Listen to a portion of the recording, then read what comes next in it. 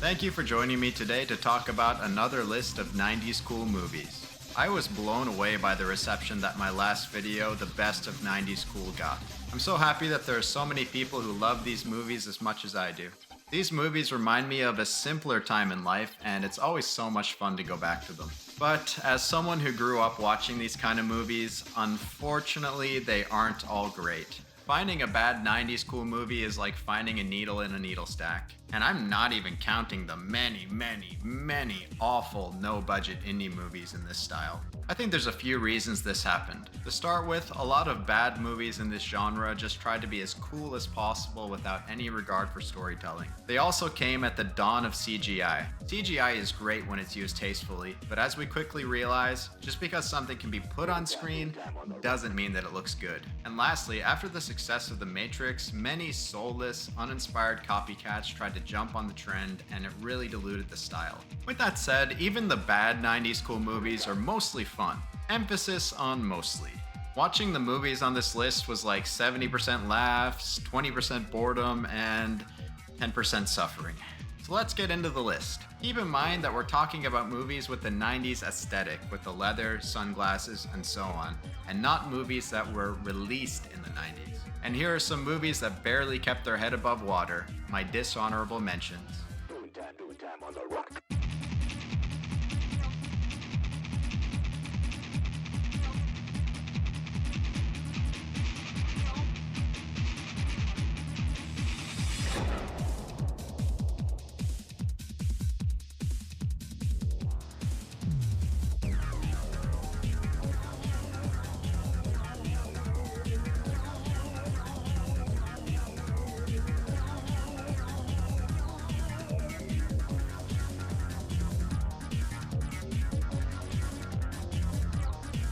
And without further ado, here are the 20 worst 90s cool movies, one movie per franchise.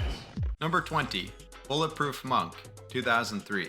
Bulletproof Monk is a classic example of a ridiculous concept that could have only been greenlit in the brief window after the success of The Matrix. You want me to buy a gunslinging monk and Stifler as a martial arts action duo in the same movie? I'm sorry, movie, but I only have so much disbelief to suspend. Chow Yun Fat, I'm so sorry you got stuck with this and Dragon Ball Evolution. I may be exaggerating my dislike for this movie a little. I enjoy it for what it is. It doesn't take itself too seriously, it has some heart, and it is one of the last of a kind. Even though it's not a great movie, it is nostalgic and it makes me miss that era. Number 19, Spawn, 1997. Spawn may deserve to be higher on this list, but nostalgia holds me back. I put it on my best of list as a joke because when I was younger, it may have actually made the list. But as the years have gone on, Spawn has aged like a chain-smoking supermodel. Some of the effects looked terrible then and still look terrible now. I mean, the stuff in hell looks like it was thrown together the night before the movie was due. However, despite its weak points, it does deserve some credit. The costumes for Spawn and Violator still look awesome. The look of the movie is really cool, and it has some great action. And of course, you have John Leguizamo, who absolutely killed it as Violator. Spawn was very flawed, but also very influential. Future movies like Blade and The Matrix would just cherry pick its best parts and throw away the rest of the trash. Number 18, Eon Flux, 2005. Hey, do you remember that cartoon on MTV that was really beloved? Well, why don't we take that cartoon and remake it into a live-action movie that's completely different in every way? I'm sure the world will just love it. I'm sorry, Hollywood executive guy, but nah, you were wrong. The Eon Flux animated show from the 90s is absolutely awesome and one of the best examples of 90s cool. In comparison, this movie is just underwhelming. I mean, it's not the worst movie I've ever seen. It has a pretty cool visual style and decent action. Charlize Theron was a good choice for Eon and pulls off the sexy assassin thing pretty well. But its story's convoluted, there's too many exposition dumps, and it's poorly directed. Hopefully someday we see an adaptation of Eon Flux that's actually an adaptation of Eon Flux. Number 17, Wild Wild West, 1999. Wild Wild West is honestly one of the most unique blockbuster movies ever made. Can you think of another big budget steampunk western? I can't. It makes many interesting choices, not the least of which was having the climax take place on a giant steampunk spider robot. I mean, I'd love to know what they were smoking when they came up with this movie, because It must have been some good stuff. I don't think anyone really knew what to make of its bizarreness when it came out. While not every joke and concept landed and is cheesy as hell, I do respect Wild Wild West for trying something different. It's my ultimate guilty pleasure movie and theme song. Number 16, Ghosts of Mars, 2001. Similar to Spawn, just because a movie makes this list doesn't mean I hate it. Ghosts of Mars is hilarious, fun, and cheesy B-movie trash. It was John Carpenter's attempt to modernize his first hit, Assault on Precinct 13, by combining it with all the current hot trends and setting it in space. All of the action scenes that are set to this awesome hard rock score are just so dumb and entertaining. It's so much fun watching Ice Cube run around shooting, blowing up, and kung fu fighting all of these Marilyn Manson reject-looking zombies. It's the kind of movie where you turn your brain off and just laugh at all of its cheese. Number 15, Double Team, 1997. For better or for worse, Double Team may be the most insane action movie ever made in the 90s. It stars Jean-Claude Van Damme in the middle of a never-ending coke binge and ego trip, the bad boy of the NBA, Dennis Rodman, at the peak of his fame, and a jacked up Mickey Rourke who is right in the middle of his career downfall. The movie is absurd, stupid entertainment. Here's all I really need to say about it. The climax sees Jean-Claude Van Damme and Rodman fight Mickey Rourke in a minefield with a tiger running around them. And you could probably make a family-sized igloo with all the cocaine it took to make this movie. Number 14, Triple X State of the Union, 2005. If Double Team is the most absurd action movie of the 90s, State of the Union is definitely that for the 2000s. The first Triple X with Vin Diesel is dumb fun with a lot of charm. It fully commits to its concept and just throws all semblance of logic out the window. State of the Union basically keeps the dumb fun and throws away the charm. Say what you want about Vin Diesel, but the guy was a likable, charismatic star in his younger years. I just don't buy Ice Cube for a second doing all of these athletic extreme stunts. But what can I really say? How can you be mad at a stupid, dumb, fun action movie? Number 13, Agent Cody Banks, 2003. Agent Cody Banks is the poor man's Spy Kids, which is saying something because Spy Kids ain't all that. It's like they took every hot trend of the late 90s and early 2000s and threw it into a blender. I can just picture the fat Hollywood executive making this movie. Okay, what's hot, what's hot? James Bond, The Matrix, sunglasses, rock music, skateboarding. Yeah, that's fat, that's fat. We need all the hottest, most talented young actors around. For the girlfriend, yeah, let's get that Lizzie McGuire girl. Yeah, she'd be good. And for the cool super spy kid, what's that kid's name? Malcolm in the Middle. Yeah, let's get him, yeah. Margie, get the coke!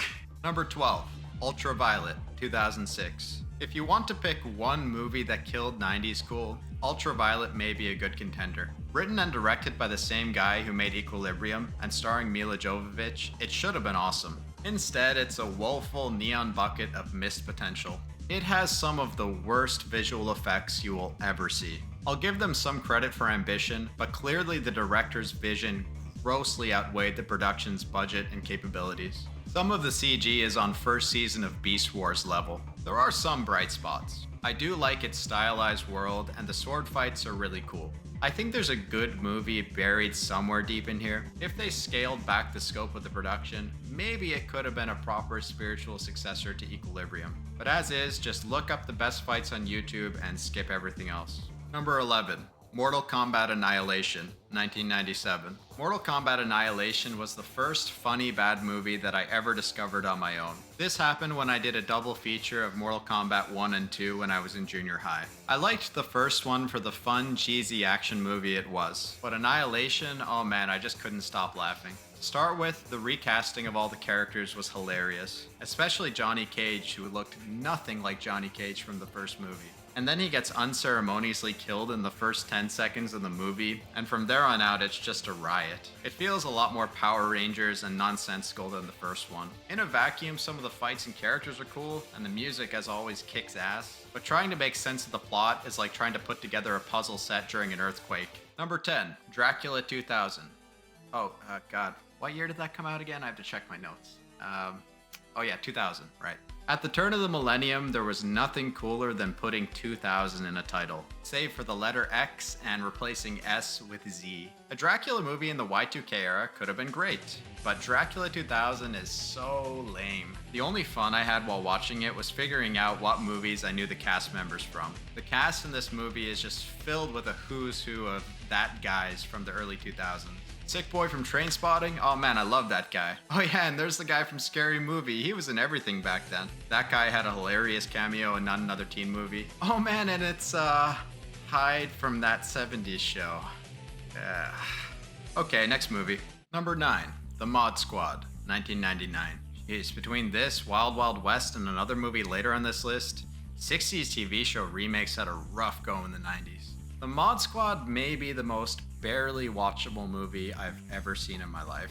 There's nothing about it I would call awful. It's shot like a real movie, the plot is boring but makes sense, the performances are bad but uninteresting. Besides Giovanni Ribisi, who has a couple of funny moments here and there. It's just so painfully below average in every way. There's no fun cheese to be had until like the last 10 minutes. There's two things I like about it: Claire Danes and the late 90s fashion that it captures really well. That's it. Number 8, Rollerball, 2002. I imagine the production of Rollerball being like that episode of The Simpsons where Homer designs this monstrosity of a car. The movie is essentially what you would get if you took a dumb jock from 1999 and gave him $50 million in a film crew and said, "Hey buddy, go make a movie." I mean, I guess you could say a movie made by the WWE pretty much is that. Extreme sports, fast cars, TNA, nu metal, a completely incoherent plot. It's so stupid, but it's fun. Chris Klein's acting will just leave you in stitches. It's like watching a 10-year-old earnestly deliver a terrible, overacted performance in a school play, except it's actually taking place in a feature film. It's the most hilariously dated movie on this list. Number 7, The Crow, Wicked Prayer, 2005. It's hard to see a franchise you love fall so mightily. The second and third Crow movies aren't as bad as their reputation suggests, but they're not great. Wicked Prayer, on the other hand, is just, the bottom of the barrel. It sucks on its own, but to add insult to injury, we were supposed to get a Crow movie starring DMX. The first 2 acts of Wicked Prayer are the worst thing a bad movie can be. Dreadfully boring. It's just so hard to sit through with its bland setting, terrible performances, and lack of action. Thankfully, Wicked Prayer is saved by its last act, which is just hilarious B-movie schlock. Wicked ass props to you, Mr. OG. And thanks for representing all the homeboys. There are so many hilarious, over-the-top, quotable moments. The Dark Prince was almost crowned, baby. But a funny bad movie is not what this franchise deserves. I hope that one day The Crow is resurrected with a great sequel. Number 6, Ballistic, X vs. Sever, 2002. Has there ever been a worse title than X vs. Sever? Watching the movie, it should be called X is Sever's bitch more than anything. The weird thing about X vs. Sever is when you watch it, it feels like it should be a decent movie. The clips you're seeing right now probably make it look okay. You have Antonio Banderas, Lucy Liu, competently shot action. I mean, it can't be that bad, right? It's so bad. It's a totally confused, convoluted, incoherent mess that will just leave you scratching your head. There are little fun moments here and there, like watching Lucy Liu run around indiscriminately making the city a war zone while techno music is playing. But if you're not into 90s cool cheese, it's a snooze fest. Number 5, The Avengers, 1998. You have Ralph Fiennes, Uma Thurman, and Sean Connery in a 90s British spy movie. This should be awesome, right? Wrong. The Avengers is a train wreck from start to finish. The cast could not save the painfully written, clunky dialogue. There's supposed to be this witty back and forth between Thurman and Fiennes that just falls completely flat. They're one of the worst on-screen couples I've ever seen. Their chemistry is just below zero. The action feels like something out of a horrible low-budget TV show. It goes to jarringly weird places at times. These strange choices at least make it an enjoyable watch, but the scenes where Sean Connery is perving on Uma Thurman are just uncomfortable. Feels like they were written by Harvey Weinstein. For positives, the soundtrack is cool and it's short. Number 4, Catwoman, 2004. Catwoman is the worst big budget movie I've ever seen. From the way it's shot to the way it's acted, the whole movie just feels like a weird fever dream. I can remember seeing it for the first time when I was 12, and even at that age, I just couldn't believe a superhero movie could be that awful. I can only imagine it was made for one reason. In the early 2000s, a bunch of executives were sitting in this meeting and saying, "Oh, we need our next big movie idea." And that's when the intern stood up and said, "Halle Berry, Catwoman costume." To their credit, Halle Berry in that costume is insanely hot, so you can't be too mad at the movie. But my god, Catwoman people, is that really all you had? It feels like you tried to turn a Playboy article into a feature-length movie. Between this piece of garbage, Batman and Robin, and Leto Joker, hopefully the Batman franchise has suffered enough for one lifetime.